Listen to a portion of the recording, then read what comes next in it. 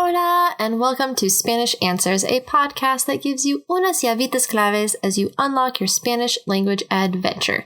I'm your host, Sarah, with Language Answers, and today in episode 89, we'll be talking about back-to-school vocabulary. Since this is August, the month where many of us are going back to school, let's review some back-to-school vocabulary. We'll first talk about the different levels of school, followed by some general school subjects you might have, so you can practice your Spanish as you get ready for the new school year.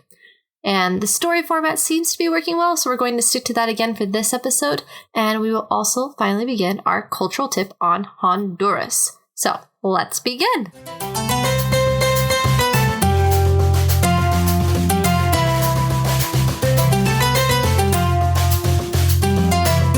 Once again, I would like to really apologize for this being late. I had several projects that needed completed and worked on this past week, and since those were paid, they took priority. But I have tried to fill this episode with jam-packed full of vocabulary, so we'll see if that helps make up for it. Anyways, are you ready for the new school year? I remember always being excited to go back to school, ready to learn new things and see my friends again. Or perhaps you're more like some of my siblings, dreading the start of another school year. Whatever your situation, August is a month of new beginnings. Hopefully, today's episode will equip you with the Spanish you need to talk about them.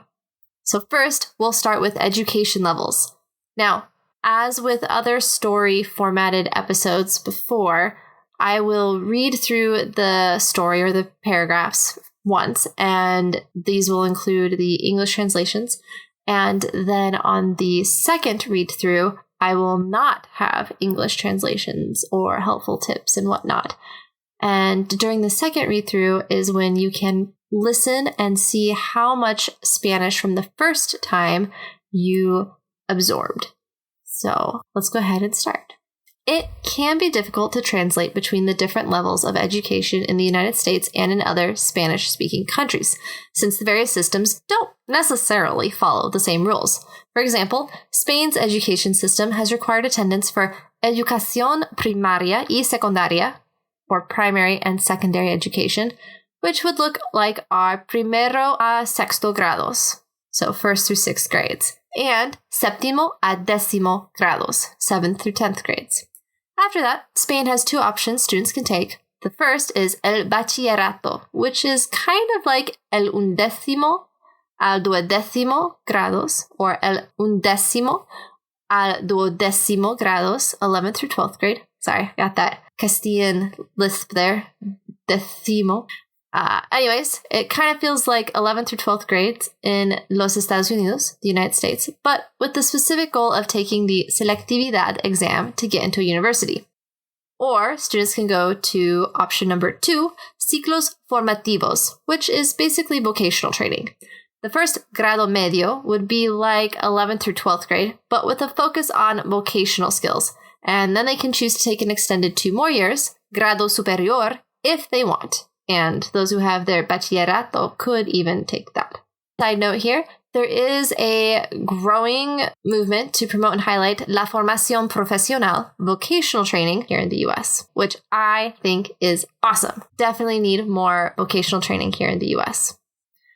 So for today's episode, we will just focus on the Spanish words for the US education system. Many people begin sending their children to el preescolar, preschool, around the age of 3, and then send them to el jardín de infantes, or el jardín de infancia, kindergarten, around 5 or 6. Now, in Latin America, you might also hear it called el kinder. At my school, kindergarten was considered a part of la escuela primaria, elementary school, which went from el jardín de infantes to el quinto grado, or 5th grade. And this includes el primer, segundo, tercer, y cuarto grados, or 1st, 2nd, 3rd, and 4th grades. Some places in the U.S. also include el sexto grado, 6th grade, as part of la escuela primaria. At my school, however, el sexto grado was a part of la escuela intermedia, middle school, along with los séptimo y octavo grados, so 7th and 8th grades. My secundaria, or preparatoria, high school, had los grados de noveno, décimo, undécimo, y duodécimo, 9th, 10th, 11th, and 12th grades. Now, just a note here, because the Spanish-speaking world categorizes their middle school and high school levels differently than we do here in the US, the terms are a bit harder to translate into Spanish. And why is that? Well, because when you're speaking to a Spanish speaker who is not from the US, you might use words in a way that they understand completely differently. For example, I found multiple translations for both high school and middle school as la escuela secundaria. This is because places like Spain and Mexico would consider la escuela secundaria to be los grados de sexto al noveno or décimo, depending, right? And our concept of high school in the US is mainly their version of el bachillerato or la preparatoria. So if you are trying to tell someone from Mexico that you have a child in el undécimo or el duodécimo grado, but refer to them as being in la secundaria, they might assume that your child is in a grade before el décimo. It can be a little confusing. Other translations I have seen are to call middle school la secundaria and high school la preparatoria, or to call middle school la media or la intermedia and high school la superior or la secundaria. But I've also seen translations calling high school la media and middle school la secundaria. It can get pretty confusing. At school, I was taught to call high school el colegio, but after researching that term more, I discovered that el colegio really just refers to the institution of school, like la escuela, although there are some differences in their other meanings as well. So with all of that being said, what should you do? I recommend being really clear in your communications as to what you mean based on to whom you're talking to, i.e. where they are from, and how your school district has translated them. Personally, I prefer using la intermedia y la secundaria, or if you want just a simple reference for going forward, I would refer to both middle school and high school as la secundaria, and make sure you clarify your meaning by mentioning the actual grade. Anyways, back to the story. Once you graduate with your diploma de bachillerato, high school diploma, it is off to la universidad, college or university, to earn la licenciatura, a bachelor's degree. Another side note here, I don't think there's a difference between a college and a university in Spanish like there is in English. So if they say universidad, it could be a college or it could be a university. The exception to this is from Spain. They use escuela profesional to refer to a small university. Now, should you wish to go even further with your education, you could get una maestría, a master's degree, or un doctorado, a doctorate degree. All right, so there was our first reading. Let's go ahead and go through, and remember, this time I will not include any of the English translations or the helpful hints and tips and all of that. So, it can be difficult to translate between the different levels of education in the United States and in other Spanish-speaking countries, since the various systems don't necessarily follow the same rules. For example, Spain's education system has required attendance for educación primaria y secundaria, which would look like our primero a sexto grados y séptimo a décimo grados. After that, Spain has two options students can take. The first is el bachillerato, which is kind of like el undécimo al duodécimo grados in los Estados Unidos, but with the specific goal of taking the selectividad exam to get into a universidad. Or students can go to the second option, which is ciclos formativos, which is basically vocational training.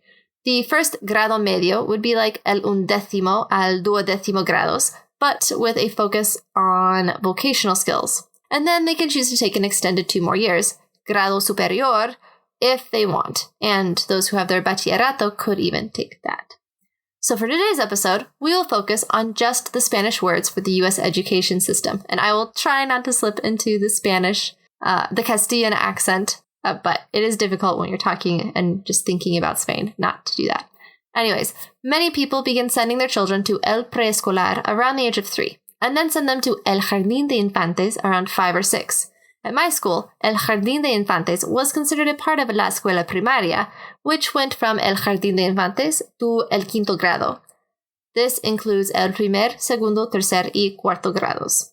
Some places in los Estados Unidos also include el sexto grado as part of la escuela primaria. At my school, however, el sexto grado was a part of la escuela intermedia, along with los séptimo y octavo grados. My secundaria had los grados de noveno, décimo, undécimo, y duodécimo. Once you graduate with your diploma de bachillerato, it is off to la universidad to earn la licenciatura. Should you wish to go even further with your education, you could get una maestría or un doctorado. All right, let's talk next about school subjects. Now, of course, this is not going to be an exhaustive list of all possible school subjects. Rather, it's a general compilation of the most common ones, or what in my mind is most common. But please, if I did not include your favorite classes, don't take it personally. All right, so school subjects. Un estudiante, a student, often has to take unas classes in materias, subjects that he or she might otherwise prefer to avoid. For me, that was las clases de las matemáticas, math classes, like la geometría, geometry, or el cálculo, calculus, although I quite enjoyed el algebra. Now, just a quick note here before we go on. When you talk about a school subject, it is capitalized in Spanish. You don't necessarily need to put the articles el or la in front of these subject names, like with la geometría, and they definitely don't need to be after the phrase clase de, like clase de historia. You don't need clase de la historia. But I have gone ahead and included them in this section, the first reading, to help you with the genders. In the section without English translations, I have removed most of them. Another side note, algebra is a feminine noun, but you use el because the noun starts with an accented accented a. Algebra. So, carrying on. For my husband, it was las clases del inglés y de la historia, history and English classes. I preferred las ciencias sociales, social science, as well as la clase del español y la clase del francés, Spanish class and French class. Whereas my husband preferred la clase de la física y la clase de la química, physics class and chemistry class. He loves las ciencias, science. There's also la biología, biology, la informática, computing, la cívica, civics, la educación física, PE, and la salud, health, all required materias. There are also los cursos optativos, elective classes, taken just for fun. Los cursos like el arte, art, la banda de marcha, marching band, la orquesta, orchestra, el teatro, theater, la economía doméstica, home ec, la Biblia, Bible, right, if you go to a Christian school, la psicología, psychology, la filosofía, philosophy, y la antropología, anthropology. And don't forget the language classes. My favorite.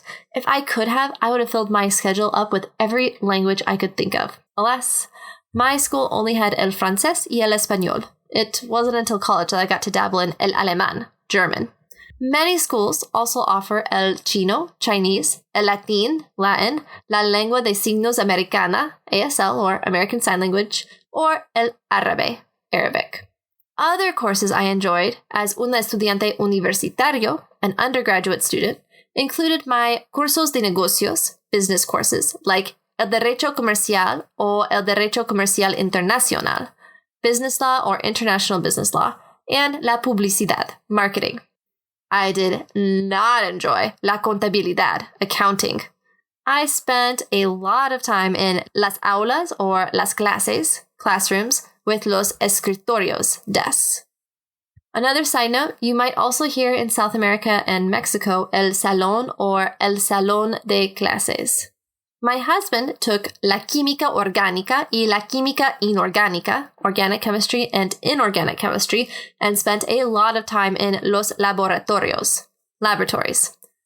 Other cursos might include las ciencias políticas, political science, la criminología, criminology, la ingeniería, engineering, la ciencia ambiental, environmental science, la arquitectura, architecture, la ciencia forense, forensics, el periodismo, journalism, el diseño de web, web design, la fotografía, photography, la educación, education, and la seguridad cibernética, cybersecurity. Super important one these days.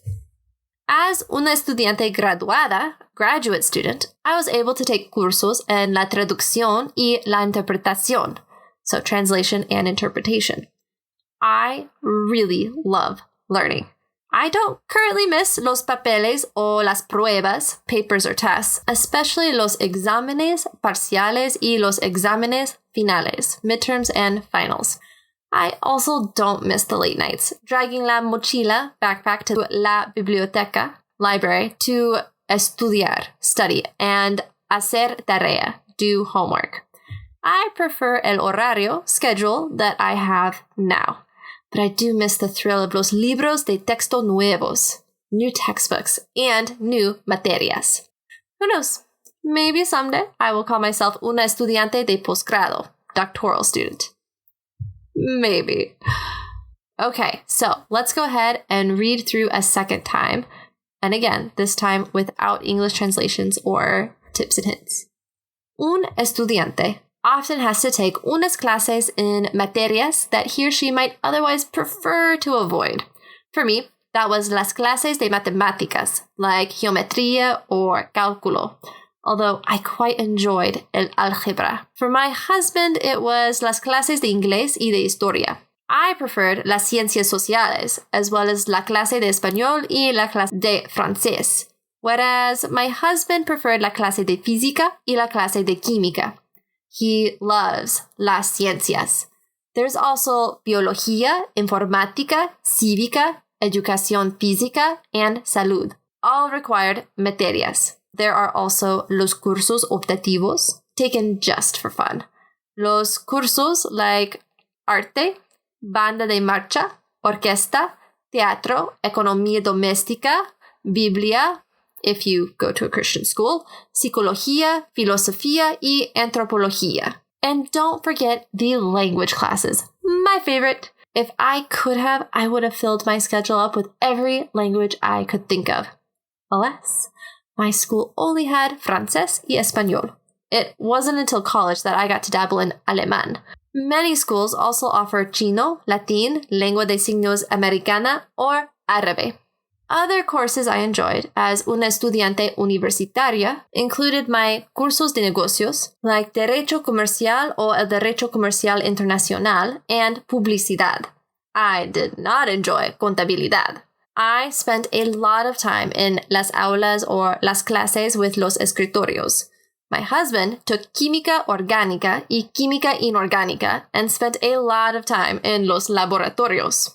Other cursos might include las ciencias políticas, criminología, la ingeniería, la ciencia ambiental, la arquitectura, la ciencia forense, el periodismo, el diseño de web, la fotografía, la educación, and la seguridad cibernética, a super important one these days. As una estudiante graduada, I was able to take cursos on la traducción y la interpretación. I really love learning. I don't currently miss los papeles o las pruebas, especially los exámenes parciales y los exámenes finales. I also don't miss the late nights, dragging la mochila to la biblioteca to estudiar and hacer tarea. I prefer el horario that I have now. But I do miss the thrill of los libros de texto nuevos and new materias. Who knows? Maybe someday I will call myself una estudiante de posgrado. Maybe. That's all for today's episode. Well, that's all for the vocabulary part of our episode. What do you think? Is the story format helpful? Do you have thoughts and opinions on which words to use for high school and middle school? Please send me your thoughts and ideas and opinions all at contact@languageanswers.com. And now let's move on to our cultural tip on Honduras.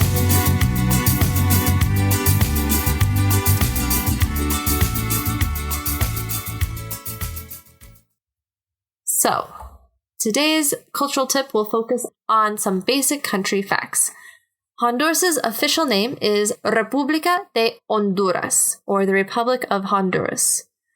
It is 112,090 square kilometers, and according to the CIA World Factbook, it is just a little bit bigger than the state of Tennessee.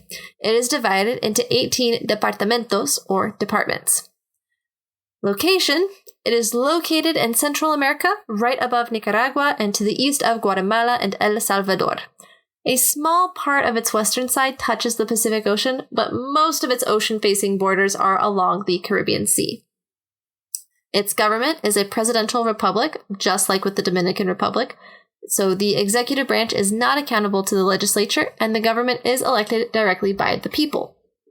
But there are a lot of differences between Honduras and the Dominican Republic. The president is both head of state and chief of state and is elected via simple majority popular vote. The president serves for 4 years, and as of 2015, the Honduran Supreme Court struck down the Constitution's term limits for presidents. As of January 2022, President Iris Xiomara Castro de Zelaya, I apologize if I butchered that, she has been their first female president.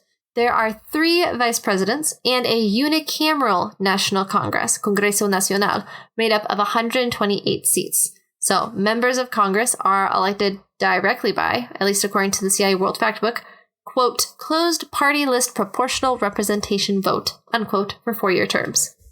The judicial branch has the Corte Suprema de Justicia, or the Supreme Court of Justice, which has 15 principal judges with a court president and 6 alternates. The court president is elected by the other members of the Supreme Court, who are all elected by Congress for 7-year terms. The capital city is Tegucigalpa, even though the Honduran Constitution claims both Tegucigalpa and Comayagüela are both the capital, but almost all of the governmental institutions are in Tegucigalpa. So there you go. The religion is mainly Christian, with evangelical and Protestant at 48% and Roman Catholic at 34%. The official language is Spanish, and the currency is lempiras, or HNL. A brief history. Many indigenous groups lived in the area prior to Spanish colonization, especially the Maya. And when the Spanish took over, gold mining played a key role and made the Honduran town Gracias the capital of La Audiencia de los Confines, or Spanish Central America, in 1544. Honduras later became a province of the Kingdom of Guatemala. The British and Spanish fought for control of the area, with Spain coming out triumphant in Honduras. Now, Honduras gained its independence from Spain in 1821, only to join the Mexican Empire of Agustín de Iturbide in 1822. Then, in 1823, when Iturbide abdicated, Honduras formed the United Provinces of Central America with Guatemala, Costa Rica, Nicaragua, and El Salvador, all simultaneously declaring themselves independent of Mexico. It was supposed to be a federal republic, but tensions between liberal and conservative policies caused it to fail. And these are not the same terms as used in the US, so be careful not to confuse them. For example, Honduran conservatives tended towards monarchism. Anyways, Honduras then became an independent nation on November 5th, 1838. While most of the political history after that deals with conservatives and liberals alternating being in power, things were a bit unstable. There was a military revolt in 1957, resulting in a congressionally elected president, who in turn was overthrown in 1963 by a colonel. Then Honduras went to war with El Salvador in 1969 with the Soccer War. Yes, there were serious underlying issues between the two countries, but a soccer game really did trigger the war. Yeah. Basically, there was a lot of government upheaval, all with military rulers, until 1982, when Honduras finally elected a civilian government. Beginning in 1979, going back a few years here, Nicaragua went through a violent revolution, as did El Salvador, and Honduras was an interesting cross-section for Nicaraguan guerrillas fighting against the communist Nicaraguan government, and Salvadoran forces fighting against their leftist guerrillas, as well as the workings of the U.S. So Honduras next went through Hurricane Mitch in 1998, which killed around 5,600 people, caused about $2 billion in damages, and ruined Honduran infrastructure, not to mention destroyed its economy. Politically, modern Honduras is still very unstable, with constant power struggles between the national and liberal parties, claims of unfair elections, violence, and protests. It is, at least according to the CIA World Factbook, one of the poorest Latin American countries, and it has one of the highest murder rates in the world.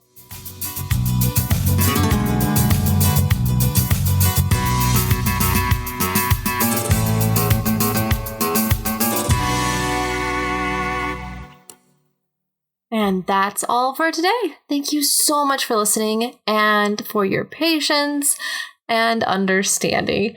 Please don't forget to check out the show notes for links to the resources I used for this episode. And if you would prefer to read an approximate transcription of today's episode, you can also visit the episode's blog.